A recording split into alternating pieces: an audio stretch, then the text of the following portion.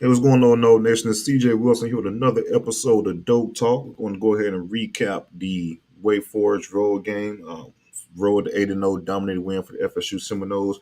But before we get started, Dope Talk is brought to you by Dash Fi, the modern charge card for digital ad spend. Dash Fi is a business to business corporate expense card program that gives you the highest cash back on the market starting at 1%. If you're not getting cash back for your business to business purchases, what exactly are you doing, right? Go ahead and apply for the Dash Card MasterCard today. The Dash 5 MasterCard today, excuse me. All right, let's go ahead and get started and talk about this Wake Forest victory. So FSU dominated Wake Forest 41-16. They outgained the Demi Dickens by over 300 yards. A couple things I want to talk about really quick before we jump into offense and defense. That's how we're going to pretty much break up the show in regards to recap. Go over some things offensively, and then of course we'll go over some things defensively. But while you guys are here, make sure you guys like this video and subscribe to the channel. Again, like the video and subscribe to the channel. You guys in the room, while it's building up, go ahead and hit that like button. It takes 2 seconds. But yeah, like I said, we outgained the Demi Dickens by over 300 yards on the road to being 8-0. Penalties. FSU had 9 penalties for 115 yards. I got an issue with that. I think it was a couple of penalties that shouldn't have been called on FSU's way. I get to them a little bit in more so in the recap. But yeah, there was a couple bad calls in my opinion in regards to the penalties and also some non-calls like Jordan Travis sliding. Jordan Travis has been I don't even know why. Be honest with you, I don't even know why the hell we're sliding right now because Jordan Travis has slid pretty much all season. He hasn't gotten this call at all. I can probably think about 3 or 4 late hits in regards to him sliding, and not one flag has been pulled or thrown in that regards. In that regard, excuse me. Like I said, he might as well just keep on running, get the extra freaking yards, and tuck his head because he's getting hit regardless. And just looking at the play from Wake Forest, I'm more concerned with that being the injury versus him, tucking his head down and running hard for those few extra yards. So again, I hope that's something that Mike Norvell brings to the refs' attention, man, because I think the penalties were egregious. A lot of those penalties were egregious, and of course, it was some non-calls. It was like a couple of non-call pass interference that I saw from my eyes on the Wake Forest defensive backs, and of course that when Jordan Travis slid that late hit, I mean it was egregious. Even RG3 on the on the telecast said that was a late hit as well. So I hope Norvell, that's something that Norvell is being kind of voicing his opinion on because, like I said, we're 8 games into the season, and granted, Travis sliding is a smart thing. Try to preserve your quarterback, this, that, and another. But at the same damn time, you got to protect them too. What's that rule in place for if you're not going to actually call it?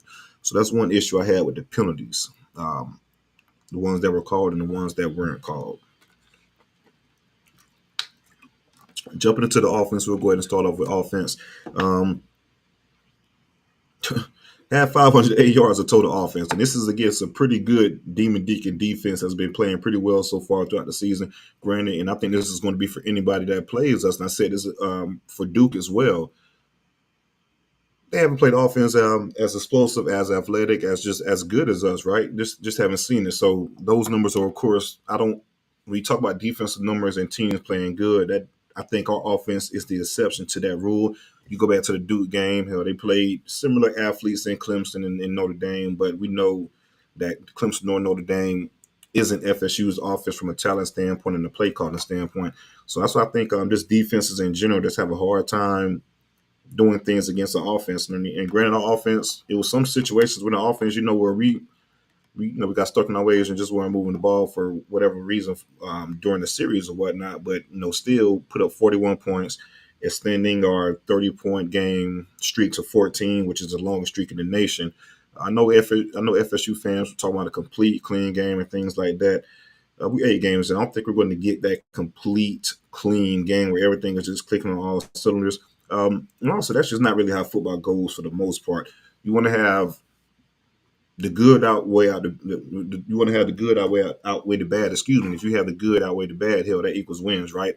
I think from an offense and defense perspective, we have some drives to where we may lose concentration, make a mistake here or there, this, that, and another. But for the most part, we have other drives, more drives that that we compensate that we do the right thing and get things going. And of course, like I said, the good outweigh the bad, and that's why we're 8-0. A lot of stuff we do throughout the game, we have a couple stall drives, things like that, but we have other drives that's sustainable. And moving the ball downfield and 508 yards of offense suggests that. Let's speak about Jordan Travis for a second. 388 total yards, 4 touchdowns. Played an excellent game, really excellent game. He was on fire out the gate. Hitting on all cylinders against Wake Forest. There was a couple of drops and things like that as well too that made the numbers a little bit worse. But overall, Jordan Travis just had a really good game, like I said, against a solid defense. 388 total yards and 4 touchdowns. You combat that with how he played pretty much all damn season. How Jordan Travis has been playing, but he had a great game against Duke. The chips are starting to lie for Jordan Travis, right? This is the time where you start to put your best football on display, and he's starting to put his best football on display. And I say that to say this because FSU is 8-0. He's continued to put up good numbers. He's getting a lot more attention in regards to the Heisman hype and the buzz like that. I told you guys preseason that I think Jordan Travis could be, of course, a Heisman Trophy candidate, and it's proven so. He keeps playing like he's playing right now. I got no question that he would be one of the 4 individuals that would be taking a flight to New York for the Heisman Trophy. Whether he wins it or not is remain to be seen. But again, he's starting to play his best football, and he has a lot more games left on display to prove that he belongs in New York City. So shout out to Jay Trav. I know he stated that his goal isn't to win the Heisman at all. It's to win the national championship, which I agree with completely. The Natty is the ultimate goal, but national championship teams and contenders, their best players, they typically get rewarded, and Jordan Travis is our best player, so he definitely deserves the attention, from a leader standpoint and things like that, to be in the Heisman conversation. So shout out to Jay Trav for the game he put up. Really good game, and he had a pass to more like a beautiful pass, in stride, and seemed just a dime. That caught my attention as well. So shout out to Morlock too. He played a really good game along with Jaheim Bell. Both of the 2 tight ends are starting to get those guys involved a lot. Jaheim Bell caught a pass on the seam as well. Both of those guys combined for 96 yards from the game. Of course, we got to talk about Keon Coleman. 7 catches, 66 yards, and 2 touchdowns. Leads the ACC with 9 touchdown receptions through 8 games. Been a big-time player. Play my theme music. I said, are you strong? They said, I'm strong if you strong. And I said, we strong then. Hey, man, appreciate the donation. Said Mary is Loveless. Excellent program, CJ. I think this team is perfectly fine. They play less than perfect on offense at times and still kill teams. Exactly. I like where we are in the moment. I like that we are in the moment team. We are just mid-game. We are the Bud Crawford of college football. And I like that take, man. Football is all about adjustments, man, especially in the course of a game. And I don't think it's too many teams in the country that make in-game adjustments better than us. So yeah, shout out to those guys for making those in-game adjustments. And hell, like I say, shout out to the offense. It hasn't been perfect, but at the same damn time, man, it's just we still kill teams to do what we have to do. And I don't think you're going to find a perfect offense if that's the case. What, the 2013 maybe FSU team, and even then, they had some miscues in some areas as well. The team is averaging 41 points a game. I mean, if you tell me during the season that we average 41 points a game, in our defense, which I'm gonna get to in a second, hasn't given up more than 24 points in the game, I'm gonna tell you, if you'd have told me that preseason, I'd have told you FSU won't lose a fucking game. And here we are 8-0 with those results, right? Averaging over 40 points a game and haven't given up over 25 in the game all damn season. You can't beat that at all. But I'm going to get to the defense in a second. I just want to give them their flowers in that regard. But yeah, you're right. What we're doing on offense and defense, if you'd have told me that preseason, I know FSU is going to be undefeated, and here we are, undefeated through this point in the season.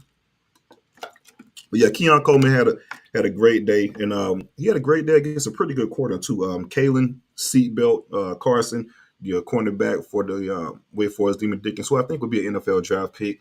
But he had a rough day in regards to checking Keon Coleman, a real rough day.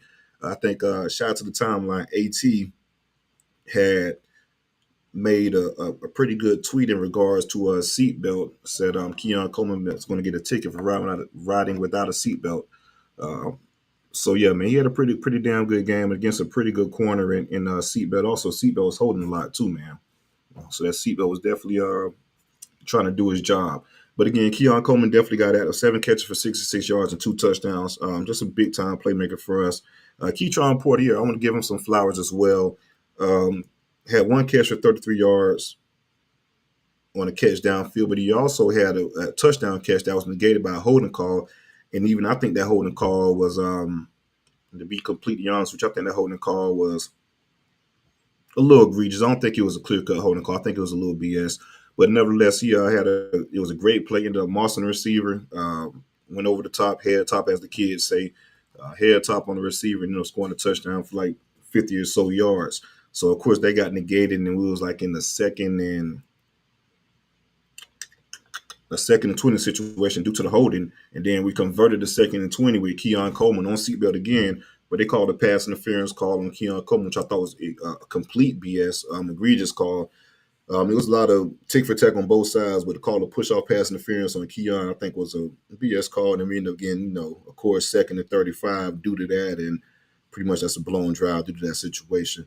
But and that kind of detailed the third quarter, if I'm not mistaken. FSU went scoreless in the third quarter, but a lot of those drives were stalled due to penalties and BS penalties at that. Um, Shout out to Trey Benson. He had 155 total yards on 2 touchdowns. Of course, he had an 80-yard catch from Jordan Travis, and of course, Trey Benson made some history on Saturday as well. He's the first player in FSU history to have an 80-yard rushing touchdown and an 80-yard receiving touchdown. So, shout out to Trey Benson, man. He came up big, but I do want to highlight the running game a little bit. We're still struggling period with the running game, right? Just to be flat out honest with you, look at some stats real quick. I had to pull it up. Trey had 10 for 55 yards rushing, which isn't bad. We know that one rush came on a crucial third down for a touchdown for us.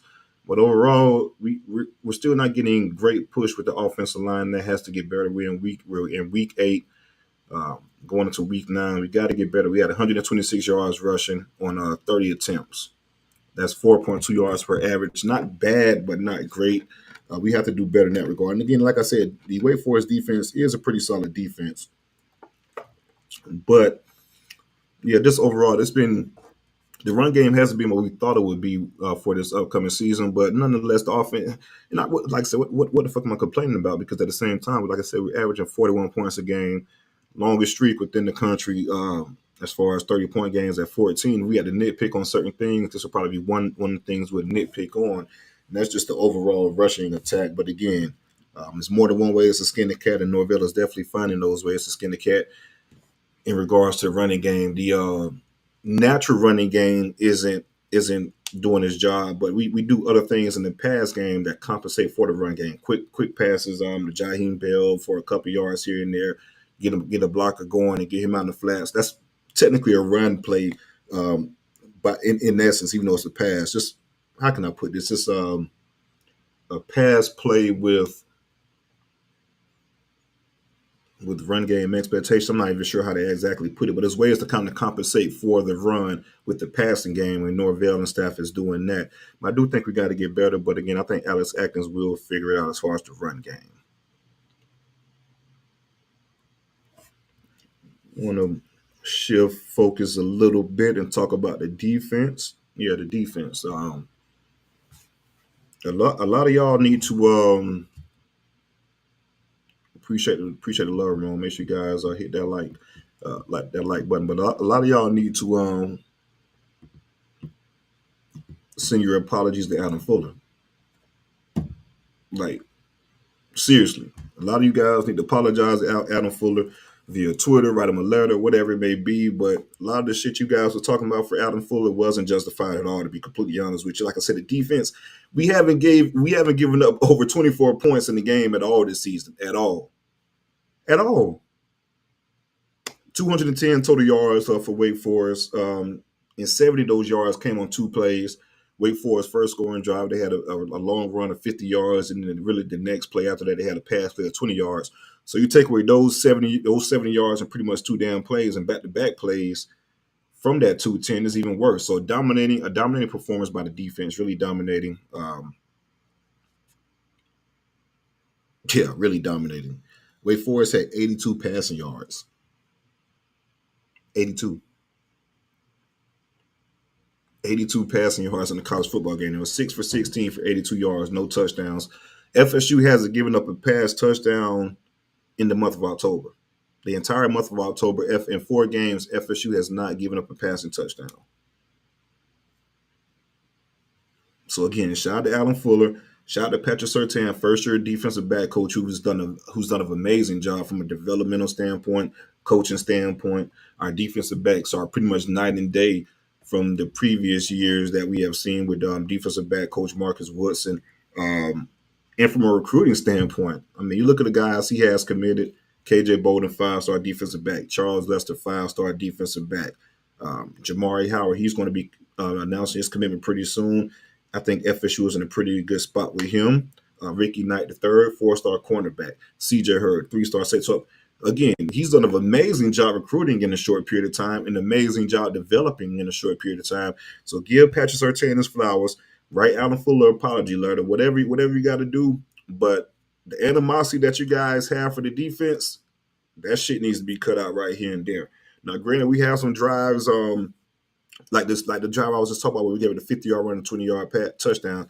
It's of course it's some head scratching drives we have on defense, right? It is 100%. I agree with that. But at the same damn time, do we have head scratching drives on offense too? Yeah, I just spoke about a couple of them from the Wake Forest game, and I can highlight pretty much every damn game of the season where we had some head scratching drives and offensive play calls on offense, but we're still averaging 41 points a game. So, like I said, back to the defense, we haven't given up more than 24 a game. I don't know the exact average that we're averaging, but I keep looking it up for a later time. But like I said, if we're averaging less than 24, let's put it that way. Averaging less than 24 damn points a game.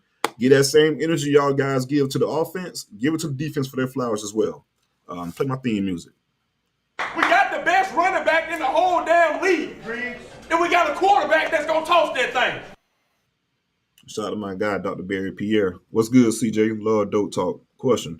I know we want to run more better, but because of the success of last year, but it seems like going into the spread early is the winning formula. What you think? Yeah, I think with Mike, Mike he wants to run the ball, of course, by nature. He's always done that, even going back to his Memphis days. Even with spread concepts, he wants to run the ball. Just because you're spread by nature doesn't mean you can't be an aggressive team running the ball. It's just formations and all that type of deal. I do think Mike just taking whatever the defense gives us, and pretty much teams are. It's kind of like I told you guys preseason. You got to pick your poison, right? You got to pick your poison. You're going to either sell out and start the run. Okay, you do that. We're going to pick it through the air, passing the ball. We got the receivers, Johnny, Keon, whoever, the tight ends. Just you got to pick your poison on offense if you want to, have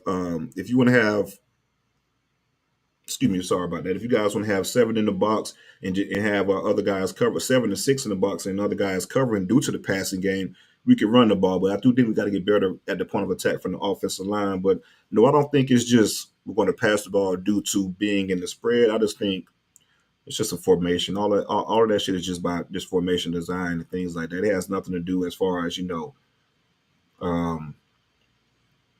as far as identity, a team identity. The spread is just a different way to kind of spread guys out, open things up. You could be an aggressive running attack team within the spread offense. I do want to give going back to the offense a little bit. As you guys know, we've had a lot of injuries at the receiver position, and we had some guys step up. Johnny Wilson was out this game. Dustin Hill, of course, he was out the last 2 games, and Hakeem Williams, he was out this past game as well. But that just goes to show you the depth in the receiver room, something we've been talking about for a while, and what a great job that Ron Dugas has had is just filling that room up and getting talented guys that no matter who's injured, this, that, and another, we can still put guys out there that can be productive. But yeah, like I said, 82 yards passing, 6 for 16, no passing touchdowns all October. Defensive backs are playing amazing. Ronaldo Green, he's been excellent. Ronaldo Green is probably my favorite corner so far this year. Kid has just been locked in, man. Man coverage, he's big, he's physical, plays the run, gets his hands on receivers. Just been the blanket. We heard a lot of good things for Ronaldo in the preseason, how he's been performing. And he's just built upon last year. Of course, he battled injuries early in his career at FSU, but yeah, shout out to Ronaldo Green. He just built on the good season he had in 2022 and has took it up another notch to the 2023. I think he's playing at an all ACC caliber level. We gave up 128 rushing yards against Wake Forest, and 50 of those came on one run. So again, this is a great total team effort from a defense standpoint, run defense and pass defense. You take away those 50 yards, and that run game is looking a lot different. Play my theme music. We ain't leaving without a victory. We ain't leaving without a victory. Shout out to Collie Mack, man. Appreciate the donation. I like how we put the short passing game on film this game, giving opposing defenses more to think about. This team continues to get better every week. The only problem I have with the defense is our substitutions at time. Excuse me. In regards to the substitutions, I get them. You're probably talking about the defensive line rotating 4 guys at a time. I get it, but at the same time, you got to understand defensive line too as well, and just how much of a grind that position is. Just playing and try to keep guys fresh. You want to have fresh guys on the defensive line at all times. I get the rotation in that regards, rotation questions in that regards, but I do understand you want to keep those guys fresh too. You want to keep fresh bodies on the defensive line and rotating them. So I understand that as well. But again, like I said, defense hasn't given up more than 24 in the game. 210 total yards against Wake Forest. It's been some dominating performances. Hey, we can nitpick all we want, which is cool, but which is what we're here for, right? Just to talk about certain things. But I'm cool with it. I'm cool with defensive line rotation as long as the production is still the same. But yeah, rotating 4 guys at one time isn't really ideal, but I do understand it due to trying to keep guys fresh. Like I said, we only gave 128 yards rushing. 50 of those came up on one run. Excuse me. Shout out to Tatum Bethune and Caden Deloach, my 2-star linebackers. Together, they combined for 17 tackles, 1.5 sacks, and 3 tackles for loss. So those guys played a key role in, of course, holding Wake Forest to that rushing number. And, of course, the defensive linemen. They played a hell of a game as well. Jared Verse and Patrick Payne. Jared Verse had 2 sacks on the game, along with 8 QB pressures. PFF had him graded as a 90.9% per the game. And Pat Pate had 3 tackles in a sack. So the defensive line is just a great team effort. Simple as that. Great team effort. From the defensive line and linebackers, all played great. Really good football. And Jared Verse is really starting to come along. And want to give a quick shout out to Deuce Span as well. As you guys know, and want to go back to that super chat as well, too, to just talk about the short passing game. You look at the Duke game last week, it was pretty much the same damn thing. Just a short passing game. Duke took away the explosive plays and the chunk yardage. So what do? We end up going on, long methodical drives, including that 96-yard drive where, 8 yards here, 6 yards there, 12 yards here, 5, whatever that may be. So, like I said, the offense is well-rounded. We can do whatever the hell you want to do. We can, Antonio Baker, like I say, hit that like button and subscribe. Offensively, we can do whatever the hell you want to do. You want to take away the explosive plays, we can dig and duck down the field, run the ball, whatever it may be, and get the yards within the tight ends. You guys on the Duke game, the tight ends was really key. If you guys want to sell out against the run or whatever it may be and play man coverage with no help against Johnny Wilson and Keon Coleman, then we're going to test you deep downfield just to see how real your corners are. So, again, it's kind of pick your poison with our offense. Whatever you want to take away or whatever you want to limit for us, we can just go and hit you guys in another direction. It's just that simple for us because we have weapons all over the field. But yeah, shout out to Deuce Span. He had 34. He averaged 34 yards per kick return on 2 returns. He's been a breath of fresh air back there. He continues to get better and better. He's definitely going to be a weapon for us down the stretch of the season as far as flipping the field on kick returns. But again, another dominating performance, 41-16, 8-0, going into this Pittsburgh game to end up being 9-0. So again, great performance overall. Can't complain. That's all I got for the Wake Forest game. We did what we're supposed to do. We got there in dominating fashion and go on to the next game. But let's go ahead and switch gears a little bit and talk about some recruiting. We got some interesting news on the recruiting trail. Speaking of recruiting, On the Trail is brought to you by Realtor Jewel Paul. Jewel Paul is a realtor in Southwest Florida, but services the entire state of Florida. If you're trying to buy a home, sell your home, whatever it may be, Jewel is willing to donate 20% of the closing costs back to you guys. So again, if you're trying to buy your home, sell your home, Jewel is being real generous. 20% of the closing costs he will donate back to you. And also, Jewel is an FSU fan, right? So Noah's like to take care of Noah's. So again, if you guys buy your home or try to sell your home through Jude, he would donate a percentage of the proceeds to the Battles End collection. Again, buy your home, sell your home, a percentage of the percentage of the proceeds that he received, he is willing to donate some of that to the Battles End collective. So if you guys are in the home buying business or selling, go ahead and contact Jude. He would definitely take care of you. And you can reach out to Jude at www.homesfornose.com. Again, that's www.homesfornose.com. A few recruiting tips. They would jump into the call-in section, man. So make sure you guys like the video, subscribe to the channel, and we have the link in the comments for the call-in section. So let's go ahead and get that filled up. I definitely want to hear you guys' takes in regards to last week's game, whatever it may be. But Solomon Thomas, 5-star 2025 offensive tackle out of Jacksonville Reigns, recently announced his top 10, and FSU was included within that list. Within that list, it was the University of Georgia, Arkansas, South Carolina, Miami, LSU, Florida State, like I stated, University of Florida, Texas A&M, Ohio State, and Tennessee. He was recently on campus for the FSU's game versus Duke for homecoming. I think FSU was in a really good spot. We're going to pause that for a second. Go ahead and play my theme music. I saw a wide-ass open hole, and I just hit that bitch. Hey, that was fitting. That's fitting right there, man. Appreciate you, Harlan. Mary is Lovelace, like I said, Deuce Daly. So why that's open hole and he hit that bit against Duke. Keon Daly, Trey Daly, Fist Accurate, Alex Mastromano, Daly. Special teams, some dogs. Shout out to the special teams. I agree 100%, man. Hitting on all cylinders. Kickoff team has done an amazing job on the kickoff team. Like I said, Deuce has done a great job.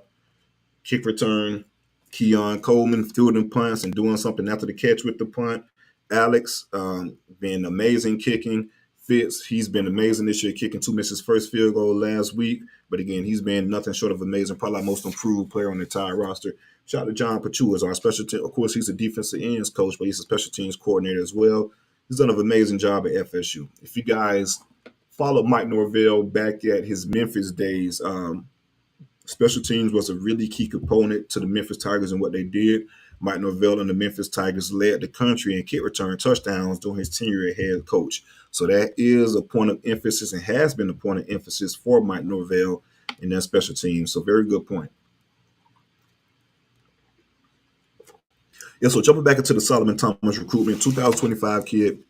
But FSU was in a pretty good spot. He was at the Duke game for a visit, and had some very interesting quotes in regards to just the business approach in regards to how FSU approach everything for that game from a player standpoint, a coaching standpoint, recruiting standpoint. Everything just aligned, and he was really impressed.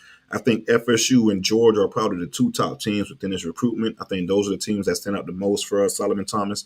I don't think this is a kid that's going to drag out and just go through the recruiting process and play the game either. The takes I get from this kid is he has a very business-like approach, doesn't too much enjoy the hoopla of the recruiting process, and he could wrap his recruitment up pretty damn shortly. He is a junior, but like I said, he's a kid that's strictly business from the things I gather, him and his family, and probably won't, don't enjoy the hoopla recruiting, all that type of deal. So his decision could come fairly early. So that's something to keep an eye out on. I think FSU is in a really good spot with Solomon Thomas. Jamari Howard, I spoke with him a little bit earlier. 4-star, top 100 cornerback from Miami, Florida, 6'2", 175-pounder. He's an elite sprinter on the track as well, running the 400-meter. His commitment is looming. His commitment is on January the 10th. Like I said, FSU is in a pretty good spot with him. I think you got the University of Florida, Michigan State, who he was previously committed to, and Rutgers are the other teams he's been entertaining. But yeah, this guy is an electric guy. He also ran a 48 and a 400. You guys know I'm a track guy. So if you could run track if you're a cornerback and run track and run a time like that, a 48-second 400 at 6'2" with long arms, you can play some football for me. So I think FSU is in a really good spot for Jamari Howard. So we'll watch out for that commitment next week. We'll have everything covered on that end. Let's jump into the Miami visit week. It's shout out to Zach Bolstein, 247 reporter for recruiting analyst for the Nose 247. He recently dropped that kind of early, and I'm pretty sure this list is going to be changing as the week comes because we're still 2 weeks away from this game, but it's a big time game. So a lot of the kids are announcing they're going to be visiting for this game. He recently dropped a list, a kind of early list for the FSU game, and some names I want to highlight out of that list. Probably the biggest recruit on FSU board at this point in time that they're currently recruiting, five-star receiver and number one overall player in the country, Jeremiah Smith. He will be on campus for the FSU Miami game. You guys, you guys know how big this recruitment is. He's currently committed to the Ohio State Buckeyes, but I think FSU is in a pretty good spot with Jeremiah Smith. He's been on campus multiple times, including the summer. Came down to the LSU game in Orlando. Really enjoyed that trip. He's made statements. Just talk about how FSU used their receivers. He loves it. Has a pretty good relationship with Ron Dugans. Stated that he thinks Keon Coleman is the best receiver in the country. That's saying a lot for a kid that's committed to the Ohio State Buckeyes, who has Marvin Harrison Jr. on their roster. So that's a guy that I think FSU is doing a pretty good job of recruiting. He's going to be on campus for this weekend, not this weekend, excuse me, the Miami game. And FSU, Jeremiah Smith was really busy over the summer with official visits. He didn't take an official visit to FSU. He's saving that official visit for December, which is probably going to be his last official visit. Take that information and do what you want with it. But I think to have an official visit in December with a December signing day looming is pretty good for FSU. So I think FSU is in a good spot for Jeremiah Smith. I think it's going to be an electric atmosphere. Doesn't hurt to get him back on campus and experience Doak Campbell Stadium, especially for a big-time rivalry game. I know it's been talks on the timeline about it being a night game and things like that. So if we could get a night game for the Miami game and have the number one player in the country, regardless of position, for the 2024 class on campus, that's a good thing. So I think FSU is going to try to do, and just knowing Mike Norvell, he understands the importance of this game from a recruiting standpoint. So he's definitely going to try to put on the show for sure. So Jeremiah Smith, 2024 five-star receiver, will be on campus. Wardell Mack, 2024 cornerback that's committed to the Florida Gators. He's going to be on campus for the Miami game. This is an interesting one as well. There's been some talks or some rumors that he could be possibly decommitted from the University of Florida. He hasn't done it just yet, but he will be on campus for the FSU Miami game. FSU has continued to recruit him, and this was a surprise to me because it was some news, it was some smoke. I think someone on On3 or something like that stated that Wardell Mack, the FSU came in second for Wardell Mack, which was interesting to me because I felt like the LSU or Texas were the teams to kind of beat out for Wardell before he made his commitment to the University of Florida.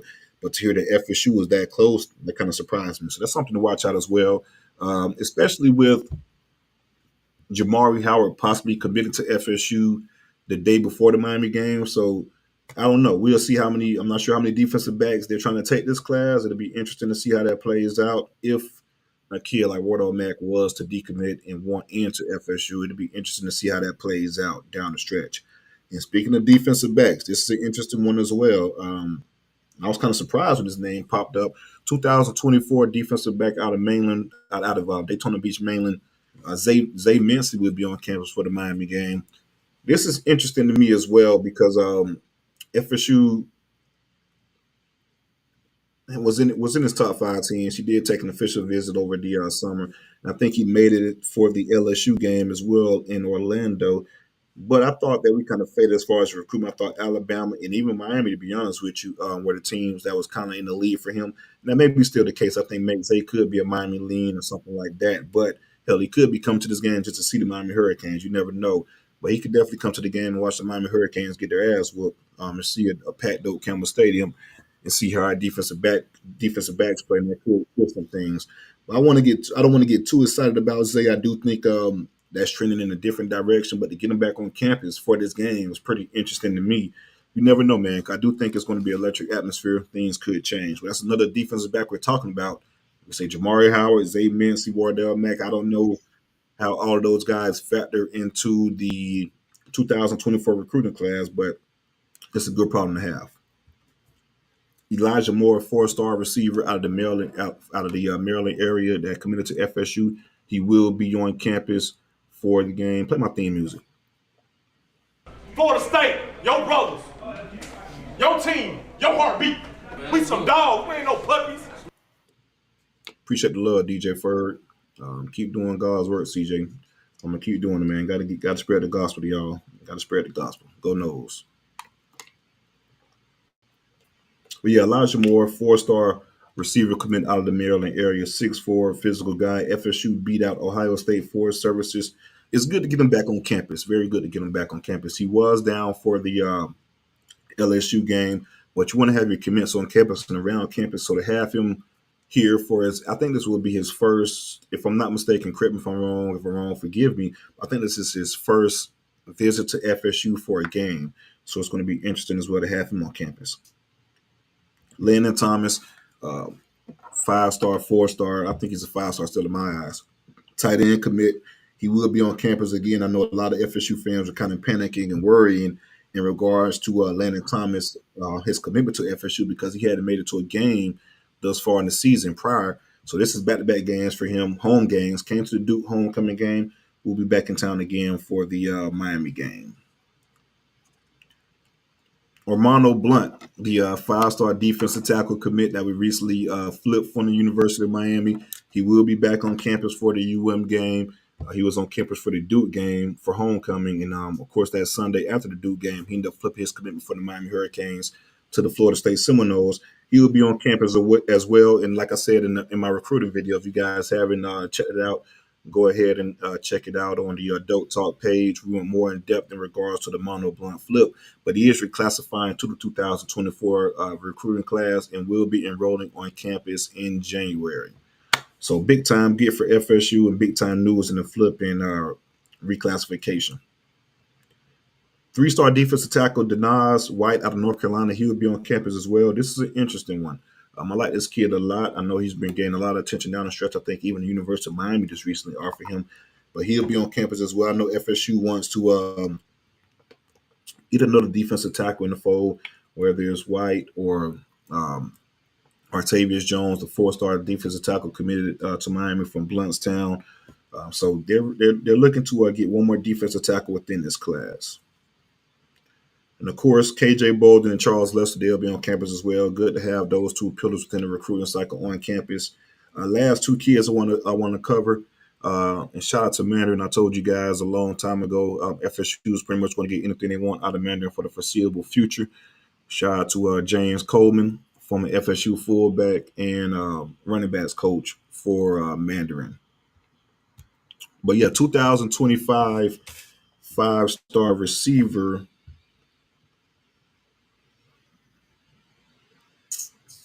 2025 5-star receiver will be on campus for the FSU and game. My apologies.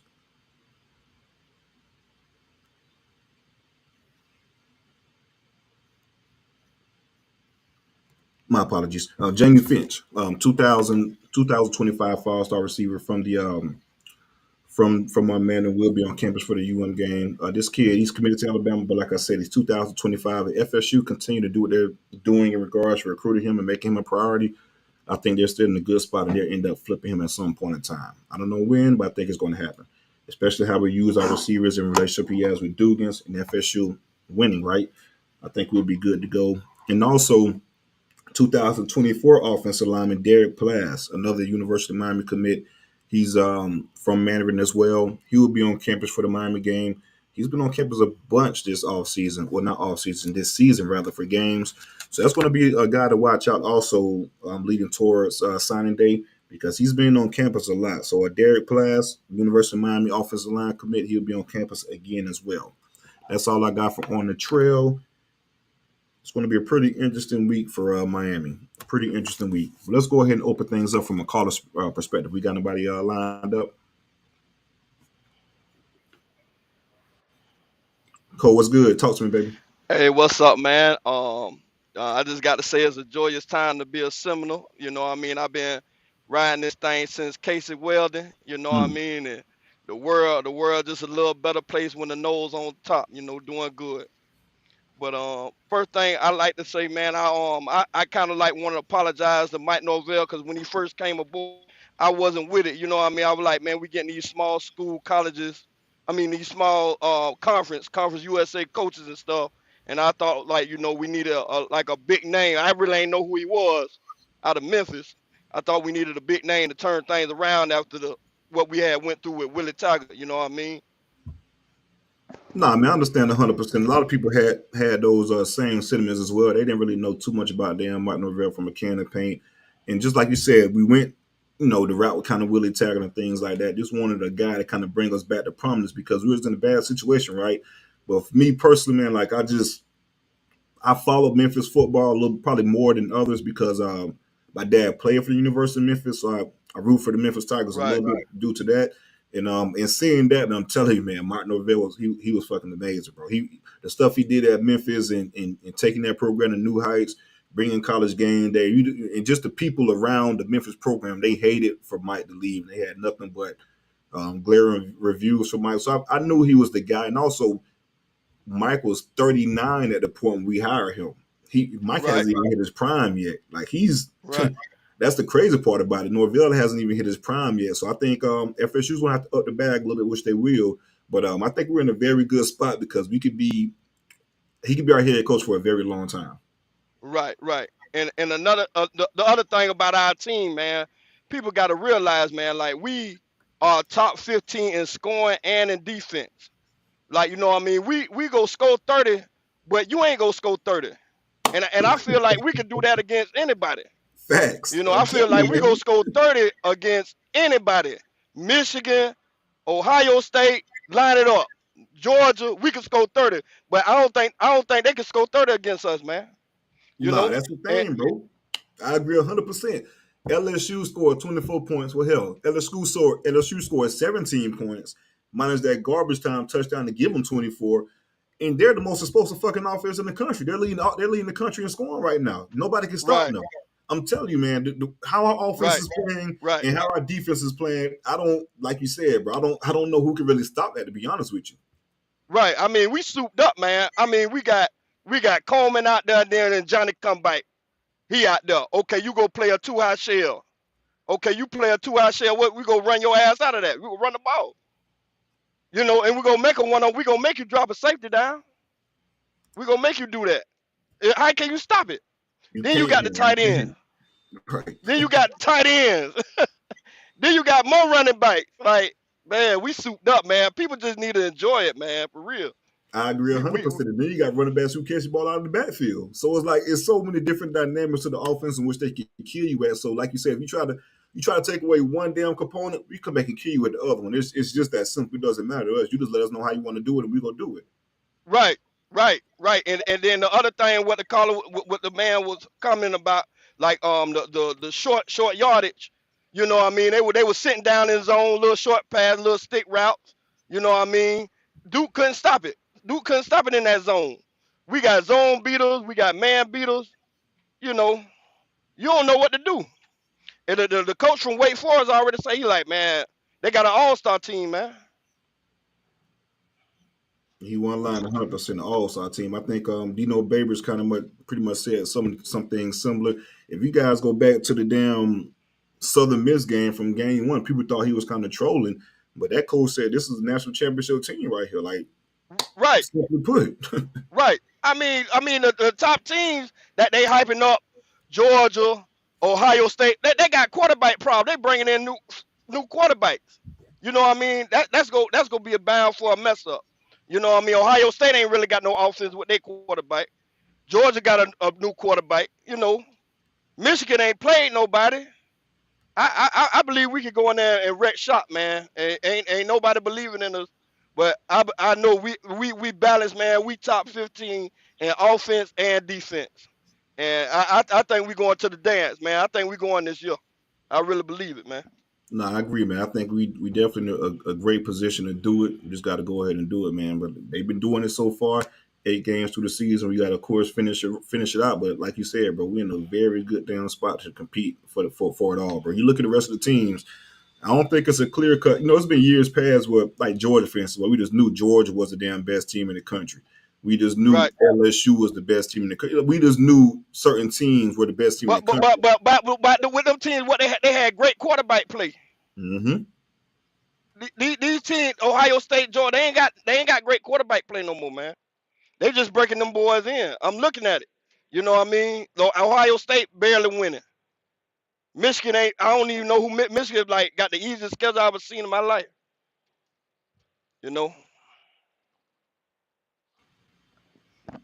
I believe we could do something, man. And you know, I like I got faith in Joy and Trey. He done started running again, and that just man, that's like another hat. You got to count for that hat. That's another hat, man. And that's something And we haven't talked about as well too. You got that. You got Jordan Travis in his legs, and hell, we showed it yeah, against Duke. We showed it against Duke in that second half when we needed it, and they had no answer for it. So I'm telling you, bro, it's just so many components that you got to factor into. I would hate to be a defensive coordinator. I hate to be a defensive coordinator the week leading up to an FSU game, man. 'Cause I'm pretty sure they get no damn sleep. right, right. Well, I'm gonna let somebody else get in, man. But I just want people to just enjoy the ride, man. I know we critique the team, but man, this is a great ride we on right now, man. This is a great Amazing, ride. right? And it ain't for the stop. It ain't for the Nope. stop. I agree 100%, Court, man. It's a great ride right now, so enjoyed it. I think it's going to be a historic ride at the end of the day, man. Something that we're going to remember for a long time. So let's enjoy the process. Yes, sir. Appreciate the love, man. All right. One.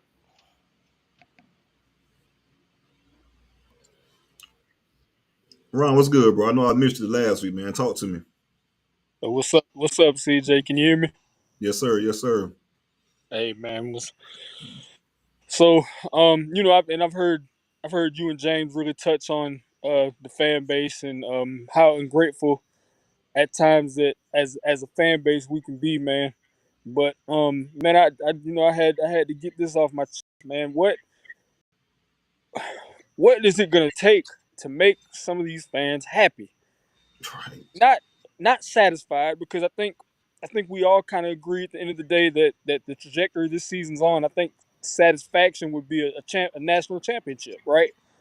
But man, sometimes I kind of wonder whether some of these fans actually watch the whole game, or whether they watch plays here and there and they create their own narratives because of it.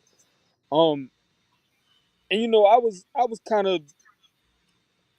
of just acting oblivious to it. But then, certain things I see online, whether it be on Twitter or on other social medias, man. Two things I saw in particular, and they were questioning these guys' toughness. And these guys being Johnny Wilson and Trey Benson. And yeah, that's my reaction, right? Um, so for one, as far as Trey goes, this man is averaging 4 yards a carry after contact. After contact, right? Like, Trey's not like a 230, 235 pound back. Yeah, he's a nice size back, don't get me wrong. But 4 yards a carry after contact. There's backs right now in the Power Five who have 100+ carries who aren't averaging 4 yards a carry, Period. right? So, and then I see the same thing with Johnny Wilson, and it's like, I tell you what, man, the way Johnny Wilson, after some of those catches, the way he was dragging some of them Duke defenders towards the first down marker, I tell you what, if that's soft, man, we need more Right. soft guys. we Right. need we need more soft ass players if that's soft, man. Um, and like you say with Fuller, yeah, there were things early in the season that needed to be ironed out, right? Third and long early in the season, it seemed like third and long was our kryptonite. Yep. It almost seemed sometimes as if some of these OCs wanted to get in the third and long, because Yeah.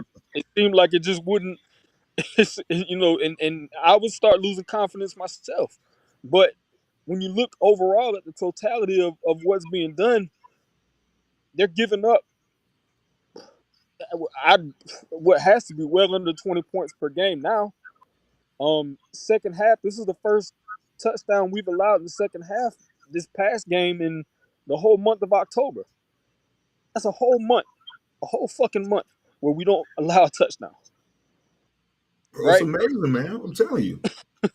Like I it's, agree. it's Like, we nitpick on certain things, but if you look at the total output, this is a great right, effort from the defense.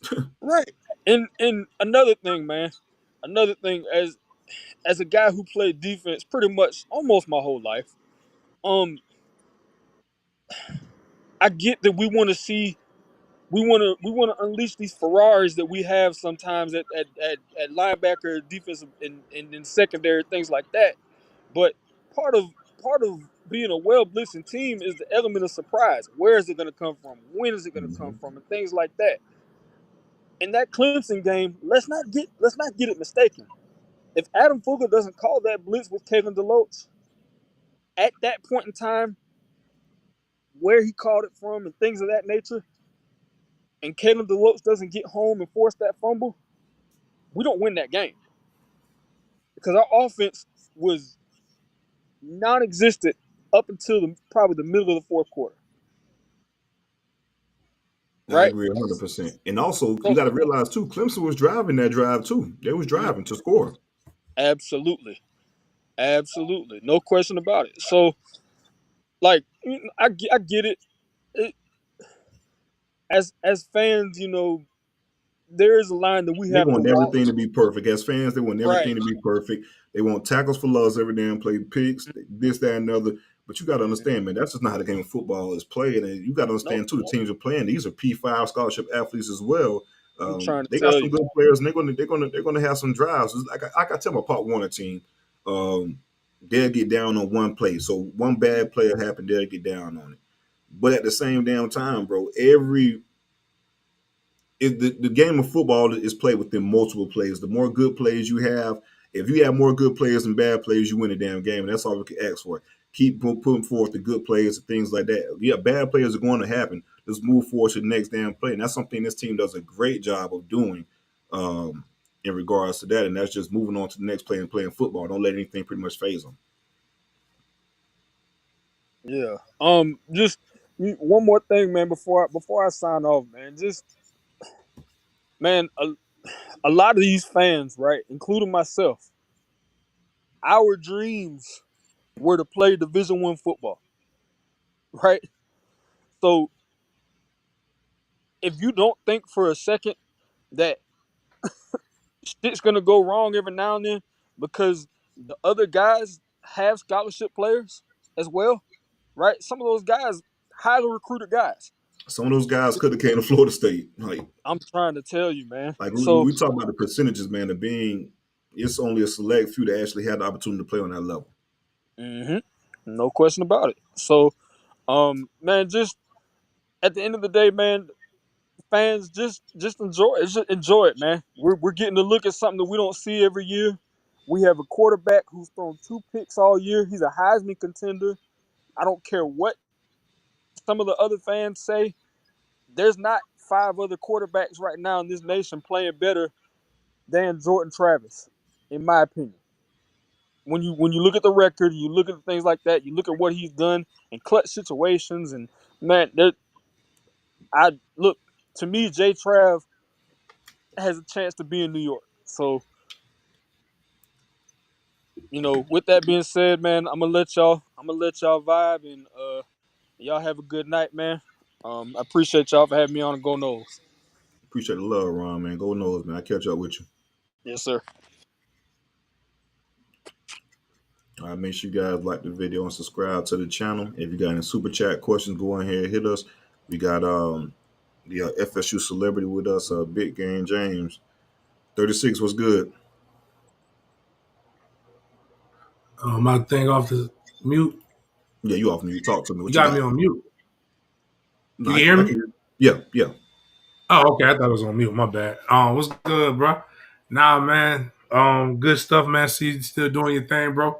Just wanted to chime in before I get ready to go and do my thing. I was down a little bit earlier today, so I couldn't get my show on. Man, I sent you a.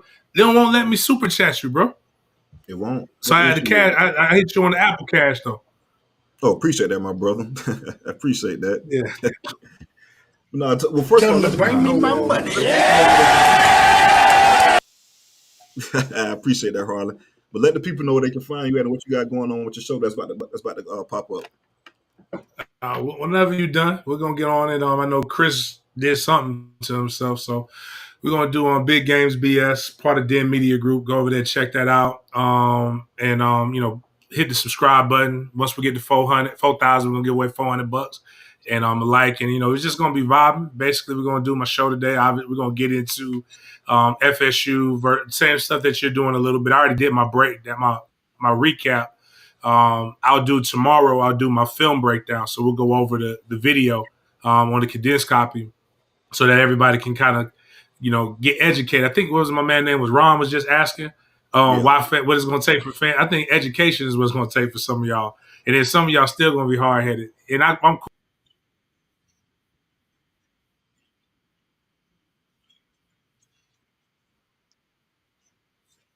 Can't hear none.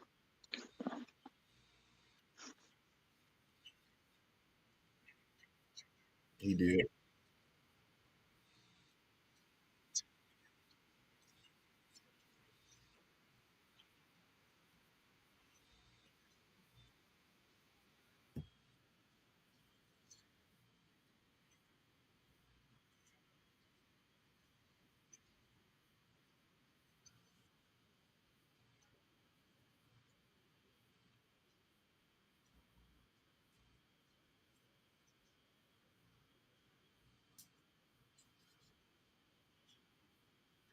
Mm-hmm. Yeah. Yeah.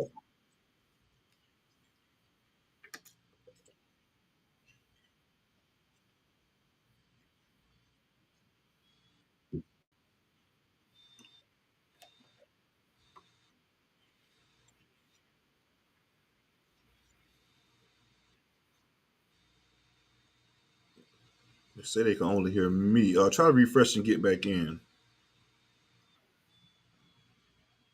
That's weird. I will apologize for that. Give us 1 second. I'm not sure what's going on because I heard him perfectly clear. We're gonna try to get him right back in.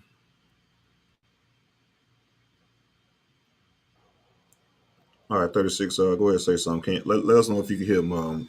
If you can hear him in the comments. Because it says mute on my end. I know you can hear me, Hold on, you but see there's a something? line through.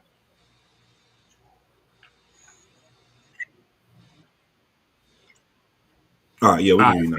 Go ahead, all man. right, cool. Shit, I don't even know what we was talking about. Bottom line is, Den Media Group. It's a bunch of shit over there. Talking about Florida State, but we're gonna get into Florida, Georgia a little bit, Miami, Virginia. We're gonna talk about the Jags beating the Steelers and whatever other topics we come in there. It gets a little wild. It's late night and I've been in the hospital all day, so I might really get Everything good with you, man? man, I'm old. And they said when you hit your doctor, um, when you get your doctor, and you say, "Hey, man, I'm having congestion in my chest," he said they automatically think you're gonna have a fucking heart attack, so they tell you to go to the ER. Hmm. So, but yeah, I'm man, glad we're ain't gonna, no fucking heart attack. I'm glad you're good. yeah, nah, it's all good. But nah, man, keep doing your thing, man. Keep chopping it up, man. I'm proud of you. I just wanted to jump in real quick for you. Appreciate the love, my brother. Definitely gonna be tuned in. Like I said, you guys go ahead, Dan Media Group, go ahead and subscribe so you get those notifications. Going live soon.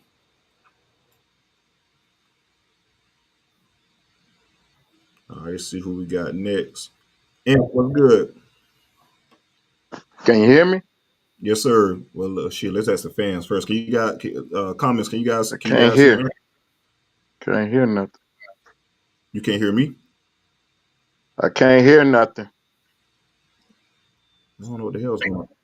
Yeah, they can hear you. Try to refresh and get back in. They can hear you.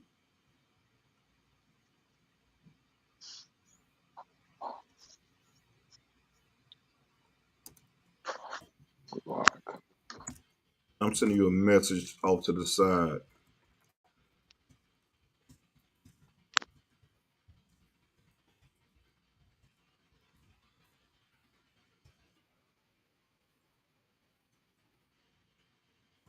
Yeah, we'll get Ant back in. We apologize for the issues with the sound. But guys, also we do have it's going to be this week here is going to be the first week for the for the playoff rankings, the actual rankings that matter moving forward. I know we've been hyped for the AP and all that type of BS, but this is the actual rankings that matter. So this is the week for the first ranking. We'll see where FSU ends up. Me personally, I think we'll probably end up I think we end up being number 3 or 4. I can see where the playoff committee has the same rankings as the AP poll, just to keep it safe for now. You got to realize as well too that Michigan and Ohio State plays each other, so that thing kind of cancels each other out. So there's no biggie as far as if we do end up being ranked number 4 or 3 or anything like that. There's no biggie, no need to panic. Here, we want to be in the top 4, right? Now, if it's a situation where they have us outside the top 4, then we will riot. But at the same time, it's still the first ranking, so to speak. So no need to actually ride if we're not even in the top 4. Just keep playing ball and winning out, and everything will play out for us. So I think FSU will be straight. Make sure you guys drop in the comments. Can't Let me hear know what you shit. guys and where FSU will be ranked within the upcoming playoff rankings. Let me know in the comments. 1, 2, 3, or 4, or outside the top 4. Go ahead and let me know in the comments. And we got you back. Let's go ahead and see if you're good. You hear me?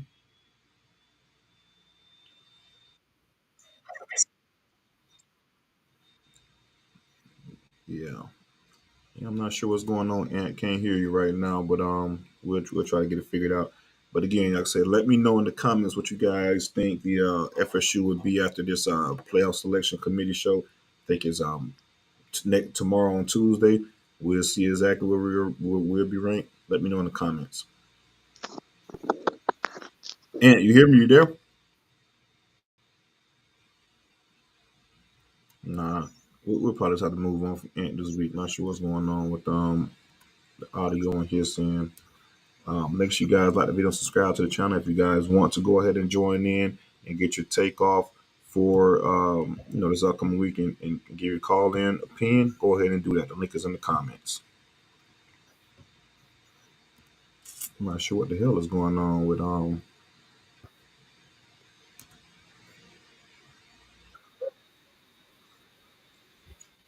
yeah. Interesting. We can hear everything you're saying, but you can't hear us, but it's all good.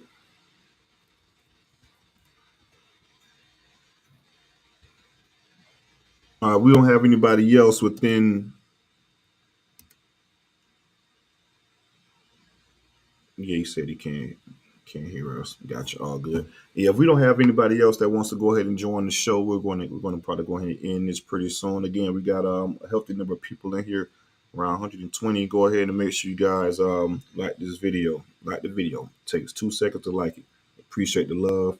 And of course, Dope Talk is brought to you by Dash Fi, the modern charge card. So go ahead and apply for the Dash Fi MasterCard today.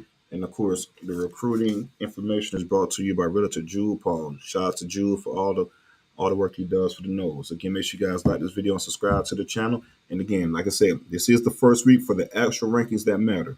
The AP poll doesn't matter. The coaches poll don't matter. The playoff selection committee, their poll is what matters at the end of the day. This will be the first week that those rankings are released.